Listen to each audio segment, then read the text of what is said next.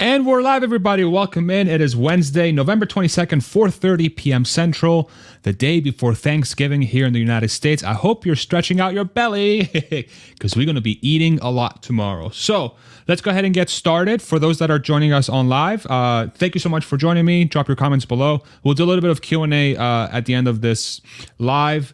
I don't think I'm going to go live on Friday. I'm going to give myself a long weekend, the first one in a long one, and then in a long while, rather. And then if you're joining us on recording, make sure you click on the live comments section so you can see what everybody's talking about as we're going live. So the thing I want to cover today, I want to start with the Model 3 performance. So there is a new article that was published on the internet about the Tesla Model 3 performance refresh coming in the first half of 2022. For those that are not familiar, those that follow my channel that are not super familiar with Tesla, this is what the Model 3 refresh looks like. It's a new styling. It got new headlights, a bunch of new upgrades. It was made a little bit more luxurious, better sound deadening, a little bit better brakes and stuff like that, suspension. And the piece that's from carsales.com, we have a summarization from Sawyer Merritt. Thank you so much, Sawyer. I use this stuff all the time for my videos. At Sawyer Merritt, if you want to follow him on X. News, Tesla says a new Model 3 performance will come out in the first half of 2024 and that it'll be pretty special. Quote, Tesla says it left a few things on the table in 2017 due to production hell and trying to scale up production. Tesla suggests there was loads more potential with the original performance and that the 2024 Model 3 performance is to address that and realize that potential. With driving enthusiasts at the center of the significant engineering work that is taking place, the company is hinting that there's a whole lot more to the 2024 Model 3 performance, including significant hardware and software changes. Now, this is an interesting bit of news because the refresh, this Model 3 refresh has been out for the better part of a month or so, maybe a little bit longer. But it has launched overseas first, not in the United States. So it's launched primarily in China and Europe. And over in, I think, Australia as well. Over in, or maybe not, I think Australia as well. In the United States, we haven't seen that version yet, but we have further indication that a new Model 3 performance is going to come out. The refresh only had sort of this long-range version of the model, but we didn't have a performance. What's very interesting about this, because we get a lot more information, it's not just Model 3 specific, this news. I think it has further implications for the rest of Tesla's lineup. And if I'm going to give myself a quick pat on the back, the first one I'll ever do, I promise, I swear, is that back in August, I sort of had a prediction of what Tesla's likely to do with the Model 3 at the time it was called Highland. And one of the things that became quite sort of, I think it would be a good thing for Tesla to do at the time was to come out with a performance version that's going to be significantly better because of all the different technologies that they're going to put in from, say, the Model Y. And so back then I wrote, one of the things that Tesla can do is implement front and rear castings for the car, which will allow Tesla to reduce weight and increase rigidity, which are both great for improving the performance of the car. Given its low center of mass, low ride height, and its sedan shape, the Model 3 is best suited for high performance at an affordable price point in relation to the rest of the lineup.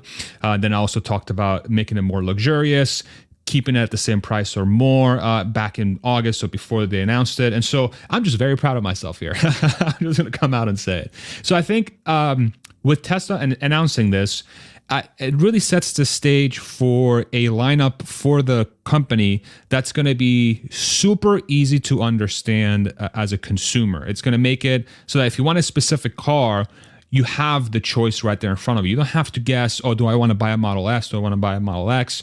But this one's got better performance, this one doesn't. The way I'm thinking about it is it's sort of broken out in this way. If somebody wants the fastest car, period, so regardless of price, they'll have the next gen Roadster, which is slated to come out maybe next year, maybe 2025, who knows. If they want a super fast luxury car, they can get the Model S. If they want a luxurious people carrier, so something that's like a super fancy minivan, you can get the Model X. If you want an SUV, just straight up a nice SUV that does everything for you, you got the Model Y. If you want a performance car, a really good bang for your buck performance car, you buy the Model 3. If you want a pickup truck, I know an off-road beast, you get the Cybertruck. And if you want the most affordable machine out there, regardless of its performance, but you want super affordable vehicle, you'll buy the $25,000 compact car that's slated to come out in the next year and a half. So I think now this solidifies with this move. We have a very clear direction on where Tesla is going with its lineup. I expect this Model 3 performance, once it's out on the road and people test it. The one advantage that EVs have, not just Teslas but EVs in general, because they have the lower center of gravity and they have instant torque, it bodes extremely well for performance vehicles. And the biggest thing that companies have to overcome is weight. And the other one is stopping power because of that weight. And those two things, with the single piece castings and all the different improvements Tesla has made over the years, the Model 3 is like super ready to become the undisputed, say, a dollar or performance per dollar sort of vehicle on the roads. And my gut tells me that the reviewers will probably agree with this statement once it's out to the public. So super exciting to see that coming out of Tesla, and hopefully we get it sooner rather than later so people get to experience it. And speaking of that lineup, we're starting to see a lot of action now that we're a week and a day away from Cybertrucks launch, official launch, first deliveries. This is a post from Elon Musk on X. Cybertrucks are on their way to Tesla stores in North America, and we've seen multiple pictures coming out already from these stores. As an example, we have new stores today from the Chicago Tesla showroom. This is on 901 Rush Street, so if you're in Chicago, make sure you go check it out. This is in black and white, but super nice builds. One of the things that I was seeing about this, and when I was on different podcasts, folks who were bringing up this Edmunds sort of picture where they highlighted a Cybertruck with giant panel gaps from a very early prototype version. People are like, wow, look at these terrible panel gaps. But you can see from here that these are some tight gaps. So interesting. Just a very interesting dynamic there with what certain media publications like to report versus others. Here's a video of a Cybertruck from today. This is Austin Airport, and it's actually dropping off somebody. That's the drop-off section. So there's a Cybertruck dropping off people. Kind of dirty. Wash your car, bro. Come on. But this is becoming real common. It's becoming a real thing now. It's Cybertruck vaporware. Was never going to happen. No, looks kind of unlikely. Looks like we're going to get it. Here are all 9 Tesla stores so far. This is again from Sora Merritt with the help of abettertheater.com. Thank you so much for putting this together. So the locations thus far in the U.S. that have a Cybertruck in their showroom, and more Tesla stores will likely get them in the coming days and weeks, now that Elon Musk sort of confirmed that that's happening.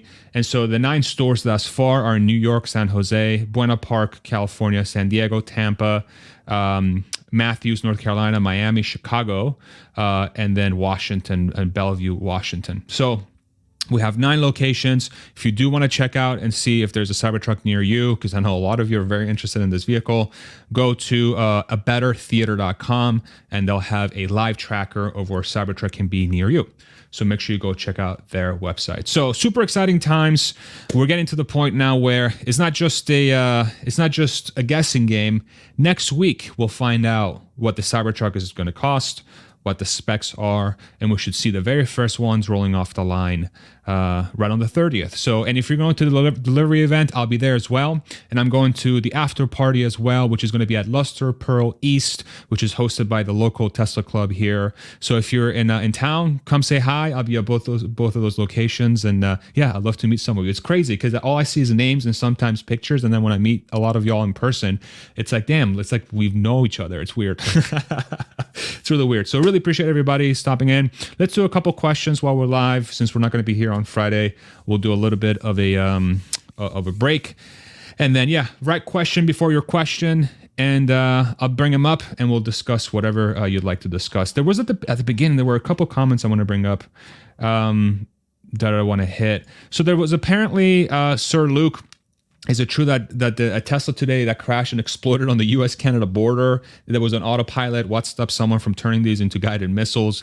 Yeah, I'm not familiar with the story. If anybody's familiar, I know one of the mods, Donald, loves to post links. So if you can find that, do link it. But generally speaking, from my experience, if I see some sort of media report that highlights a Tesla on autopilot being or a Tesla crash because it was an autopilot, every single time, I believe, it was proven that it was not on autopilot and it was driver error. And as far as someone stopping from turning these into guided missiles, so autopilot and full self-driving require the human to actually interact with it. And generally speaking, I mean, when I say generally speaking, I mean a gigantic majority of the time, these softwares, from my experience, behave in a very safe manner. So having a car having a Tesla on autopilot driving 100 miles an hour off the road is like basically impossible, because it's speed capped, and it's not, I don't think they're designed to be able to do that even in the first place. I mean, what's more likely is a gas car on cruise control theoretically will be able to do that, but I don't think any Teslas can. But I could be wrong. I'd love to see if that's a real story or not, but I highly doubt it. So let's go to Smart Charge America.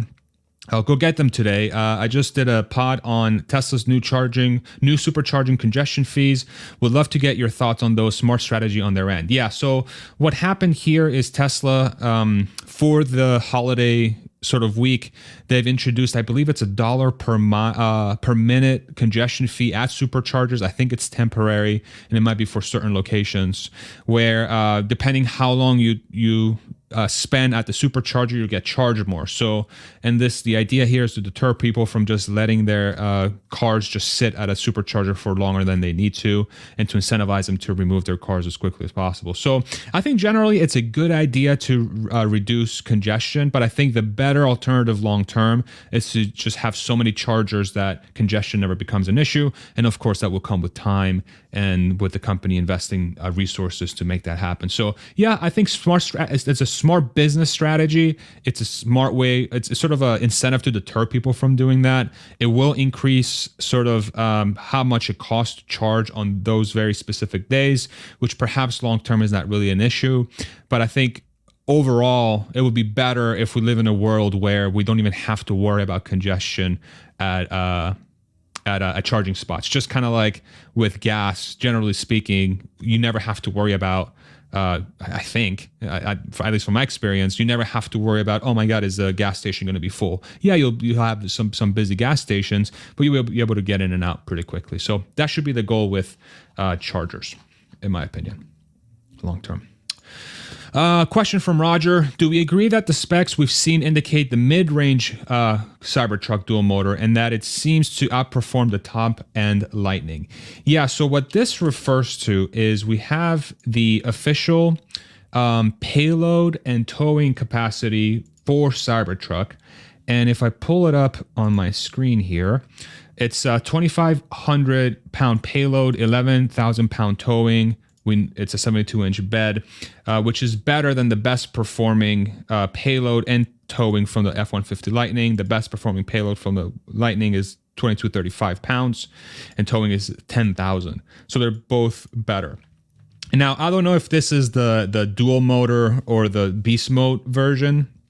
Back when Tesla unveiled the Cybertruck 4 years ago, the numbers they had listed was, 3,500 pound payload, and I believe 14,000 pounds of towing, which those two numbers are below what they initially said they would be able to achieve. But these could be reserved for maybe a lower spec model, and then maybe the beast mode, once they're ready to release that, they'll have 14,000 pounds and 3,500 pounds. So, but if you compare it directly with the F-150 Lightning, that spec is better in whatever sort of drivetrain configuration you get. So the interesting thing here by far is going to be price. So if I look at the payload from the F-150 Lightning, the one with the best payload is the Lightning Pro Max Towing Package, or doesn't really which one you get. The Pro you can get starting at $53,000, and it can have a payload of 2,200. But the thing is, as you get more towing with trucks, the battery trucks, you have less payload because your truck becomes heavier. So you technically can't carry as much on the truck because it has more weight to it, but because of the additional power, you're able to pull more total, so you can carry something behind you. I don't even know why that's a thing, but it is. But the one with the most towing capacity. You can get it with the XLT max towing package with the extended battery, which gives you 320 miles of range, and that's $72,000 starting.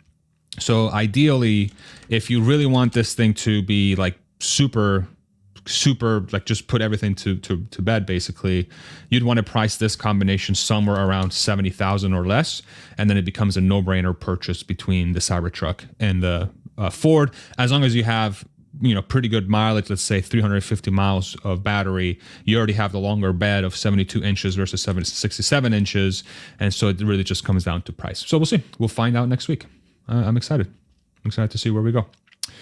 Let's see. I thought the original specs were 9, 11, 14, depending on version. Maybe you're right on the towing. I think the payload may have been the same across all of them. Maybe you're right on the towing, but I thought the payload was 3,500 across all three, but I could be wrong. But I believe you're right. If somebody can find that, let me know. I would love for us to get confirmation there. But I think you're correct. I think you're correct. This is from ABC News about Nigra. Seems like it was a Mercedes. Okay, got it. So it wasn't a Tesla. It was a Mercedes. Okay, very good. Thank you, Donald. Appreciate your work as always. Okay, here we go. And what do sweet potatoes wear to bed? Yammies. Thank you, Richard. Comedic relief, everybody. All right, rate Richard's joke 0 to 10. And it better not be any higher than 6. I'm kidding.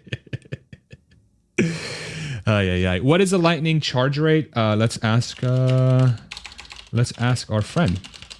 Charge rate. I believe it's 250. 150. 150 plus. So it could be 250. Let me know if anybody knows that in the comment section below. I believe it's 250. Let's do another one.